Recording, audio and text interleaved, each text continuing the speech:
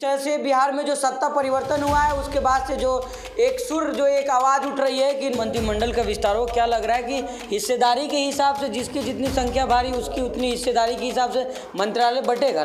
आज़ादी का 75वां वर्ष जो मना रहा है, सबसे पहला राज्य जो है बिहार बना है कि वो आरएसएस से आज़ाद होकर के, कट्टरपंथियों से आज़ाद होकर के और ऐसे तानाशाह सरकार से आज़ाद होकर के ये 75वीं वर्ष मना रहा है। लेकिन क्या मुसलमानों को हक मिलेगा महागठबंधन में बिहार में? 14 वाले 24 में नहीं रहेंगे, ये बात तो हम भी कहते हैं, लेकिन ऐसा नहीं है कि हमारे पास नेता नहीं है।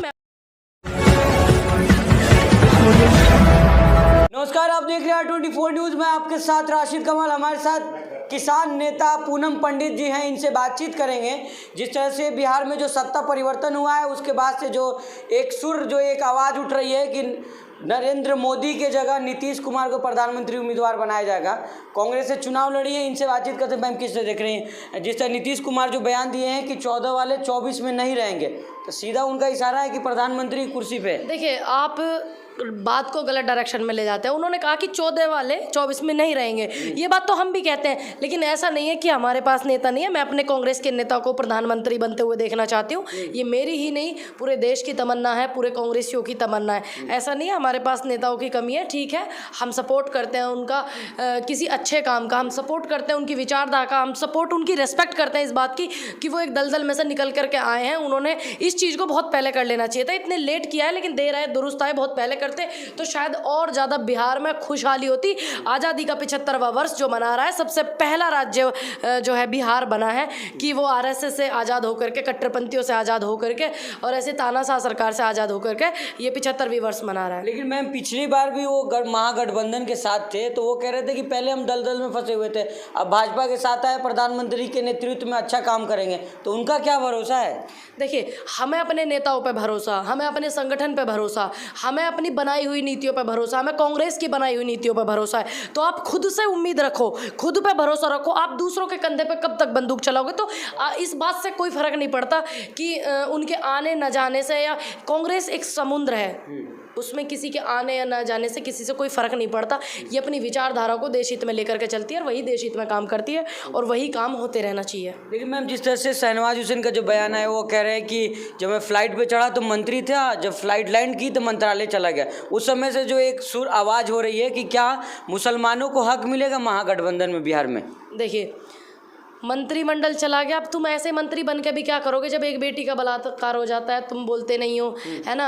और एक देश में, एक प्रदेश में बेरोजगारी को लेकर इतने मुद्दे उठाए जाते हैं, बिहार की इतनी बदहाल हालत है, तुम उस मंत्रालय का करोगे भी क्या? आप उठाइए आवाज़ शिक्षा के लिए, आप उठाइए आवाज़ युवाओं के लिए, आप उठाइए बेटियों के लिए आवाज़। बिहार से इतनी दूर काम करने यहाँ पे ना पड़े मेरे बिहार के भाइयों, नौजवानों को और महिलाओं को जो इधर आकर के काम करती हैं, तो आपके लोग गुणगान करेंगे। फिर आपको किस मंत्रालय की जरूरत है? पूरी जनता, पूरा बिहार आपके कदमों में होगा, आपके बिहार आपके पास होगा, तो क्या जरूरत है आपको फिर मंत्रालय की? नहीं, लेकिन जो कह रहे शहनवाज हुसैन कि मैं अच्छा काम कर रहा था, लेकिन अगर आप अच्छा काम कर रहे थे तो आपके अच्छे कामों को जनता देखेगी। वो आप तय नहीं करोगे कि आप अच्छा कर रहे थे या खराब कर रहे थे, वो जनता तय करेगी। लेकिन कहा जा रहा है कि कांग्रेस ने, जेडीयू ने धोखा दिया है भाजपा को, ये लोग अपने में मिला लिए। भाजपा गठबंधन पे लोगों ने वोट किया था नीतीश कुमार को।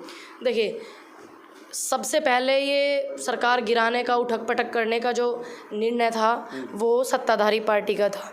जब गोवा में सरकार गिराई, केरल में सरकार गिराई, एमपी में इन्होंने क्या किया, फिर आप देख लिए महाराष्ट्र में इन्होंने क्या करा। तो जैसा आप बोओगे वैसा ही काटोगे, तो उसके अकॉर्डिंग आपके कर्म आगे आ रहे हैं। तो अब नेताओं को भी समझ आ गया कि ये तानाशाह व्यक्ति है, दो ही लोगों की चलती है सत्ताधारी पार्टी में, एक मुख्यमंत्री की वो तवज्जो नहीं है जो होनी चाहिए, तो इसलिए उन्होंने अपने आप को अलग कर लिया। अब ये तोड़ना, ये करना, सरकार जो नीति है ये आरएसएस की, भारतीय जनता पार्टी की नीति है, तो अब जैसा बोया है वैसे तो काटने को पड़ेगा ना भाई। लेकिन मैम, तमाम जो जिस तरह मंत्रिमंडल का विस्तार हो, क्या लग रहा है कि हिस्सेदारी के हिसाब से जिसकी जितनी संख्या भारी उसकी उतनी हिस्सेदारी के हिसाब से मंत्रालय बटेगा? लग रहा है, लोग कह रहे हैं कि नीतीश और तेजस्वी अपने मंत्रालय बांट सकते हैं, कांग्रेस को कुछ नहीं मिलेगा और भी पार्टी उसको कुछ नहीं मिलेगा। आपको क्या उम्मीद लग रहा है? देखिए, जो अभी मंत्रालय बटे रही हैं, अभी बैठक ही हुई है, जब मंत्रालय बटेंगे तो रिजल्ट सबके सामने आ जाएंगे।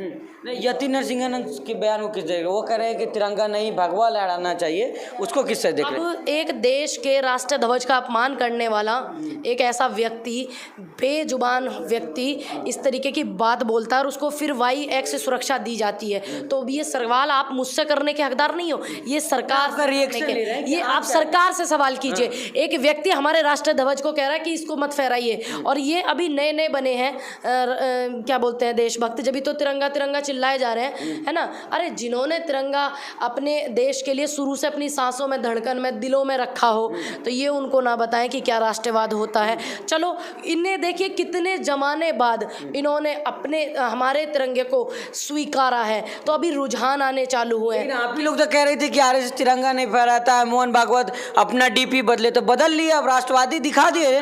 अब नए नए राष्ट्रवादी बने हैं, तो इनसे अनुरोध है कि ज्ञान ना बघारें। नए नए बने हैं, अभी देखिए मोहन भागवत जी ने कितने 2 दिन पहले डीपी बदला है, आरएसएस का 2 दिन पहले डीपी बदला है। ठीक है, मैं पहली कक्षा में जब मैंने होश संभाला था, तब से मैं राष्ट्रगान गाती हूँ, तब से मैं स्कूल में तिरंगा लहराती हूँ। ठीक है, तो मैं इनसे ज्यादा पहले वो हूँ राष्ट्रवादी। ये 2 दिन पहले बने हैं। नहीं, वो तो कहते हैं कि हम पहले से राष्ट्रवादी थे, आप लोग बदनाम कर रखे हैं। मोहन भागवत 2 दिन पहले बने हैं और आरएसएस 3 दिन पहले बनी है। ठीक है, तो अब ये हमें ज्ञान न बघा रहे हैं। हम मेरी जब उम्र 3 साल 4 साल थी, मैं तब से जितना जानती हूँ मेरे देश का ये तिरंगा है, बच्चेपन में जितना जानती थी, तब से मैं तिरंगा लहराती हूँ। समझ में नेता का जो बयान है वो कह रहे हैं कि देखना है कौन जो गद्दार लोग हैं जो तिरंगा नहीं लहराते हैं। अब तो देख लीजिए, अब इसका मतलब पूरा देश गद्दार है। सिर्फ एक वो आदमी, ठीक है, सिर्फ एक वो आदमी, बेलगाम आदमी, जिसको बोलने की तहजीब नहीं, उम्र का तगाजा नहीं, जो महिलाओं की इज्जत नहीं करता। वीडियो आपने लाख बार देखी होंगी।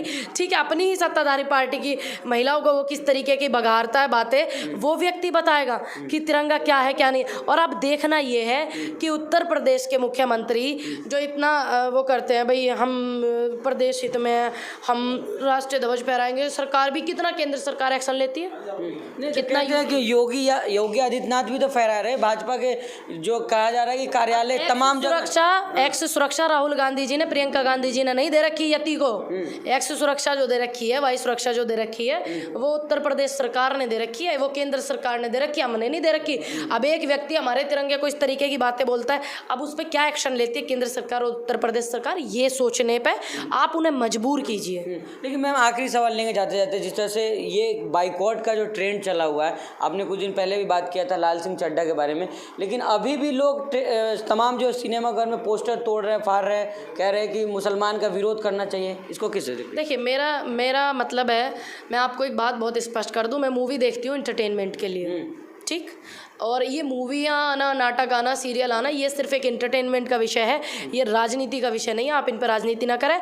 और जो लाल सिंह चड्ढा मूवी आई है, आप बायकॉट कर रहे हैं आमिर खान का। आमिर खान की दंगल मूवी आई थी, पाकिस्तान में उसको बैन कर दिया था। वो किस लिए किया था? आमिर खान को ये बोला गया था कि जो लास्ट में राष्ट्रीय गान होता है और तिरंगा ध्वज जो भारत का हमारे फहराया जाता है, आप इस सीन को काट दीजिए। तो उसी आमिर खान ने मना किया था कि ये सीन नहीं कटेगा, ये हमारे देश की आन बान शान है, और आप अपने यहाँ एक बार तो मेरी ये फिल्म क्या 10 बार बैन कर दीजिए, लेकिन राष्ट्रगान नहीं कटेगा और ना ही तिरंगा फहराते हुए वाला सीन कटेगा। तो ये वही आमिर खान है जिसने अपनी मूवी बैन करवा ली थी पाकिस्तान में, लेकिन उसने कंप्रोमाइज़ नहीं करा था। तो मैं मूवियों को एंटरटेन के विषय से देखती हूँ। बाइकआउट गैंग को क्या कहेंगे? बाइकआउट गैंग का बेरोजगार है, तो सोच रहे हैं यही काम कर ले, करिए काम कर, आपको फले फूले। चलिए, बहुत शुक्रिया बात की। तो ये थी पूनम पंडित जो तमाम मुद्दे बातचीत कर रहे थे, जिस तरह से बिहार में जो सत्ता परिवर्तन हुआ है उसके बाद से जो सवाल खड़े हो रहे हैं कि क्या मंत्रिमंडल जो विस्तार होगा उसमें तमाम जो गठबंधन की पार्टियां उन सबको बराबरी का हिस्सेदारी मिलेगा। अब देखना होगा मंत्रिमंडल विस्तार में किसको कितना संख्या मिलता है। बाकी और भी खबरों के लिए हमारे साथ बने रहिएगा।